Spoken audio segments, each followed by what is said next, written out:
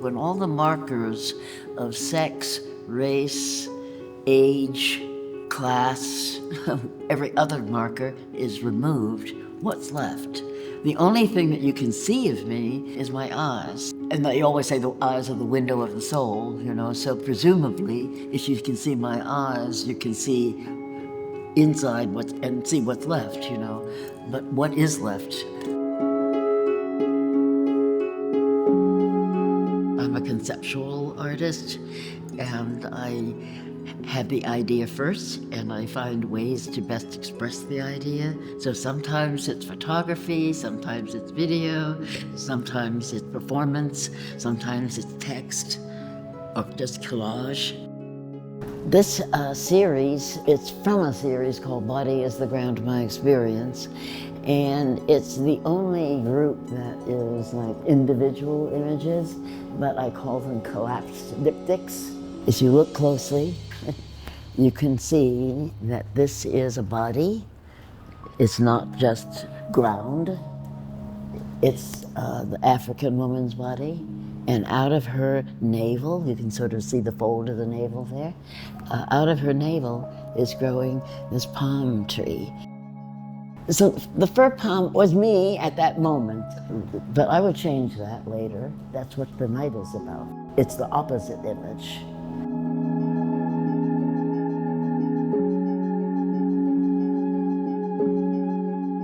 I had been actually known for another persona whose name was Mademoiselle Bourgeois, and the knight, whose name is Lancela Palm-and-Steel, is actually an avatar of Mademoiselle Bourgeois, and she is picking up where Mademoiselle Bourgeois left off.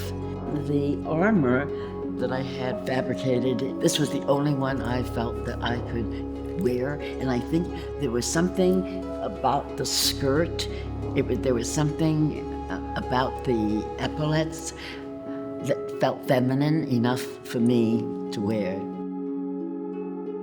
The armor and where it was made had a personal connection to me because my daughter-in-law, my son's wife, is from Augsburg, which is where this was fabricated. In the late 16th century, her family has been in Augsburg for over 1,000 years. So for me to be able to wear this armor that had been made in the land of her ancestors, or my granddaughter's ancestors, was really very meaningful.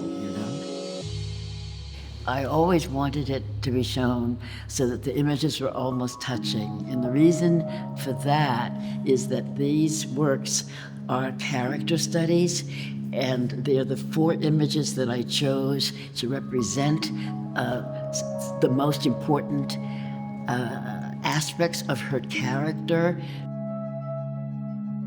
Where did the whole concept of the armor come from and the desire to be in armor?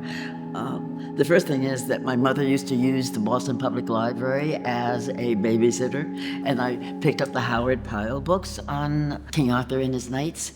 So I was accustomed to seeing them. But then when I went to Girls Latin School, the first landing that you walked up, there was a sculpture of La Pucelle, Jeanne d'Arc as the Maid of Orleans. You went up to another landing and then onto that floor, and there was a statue of Athena, Pallas Athena. She's wearing her shield and her lance.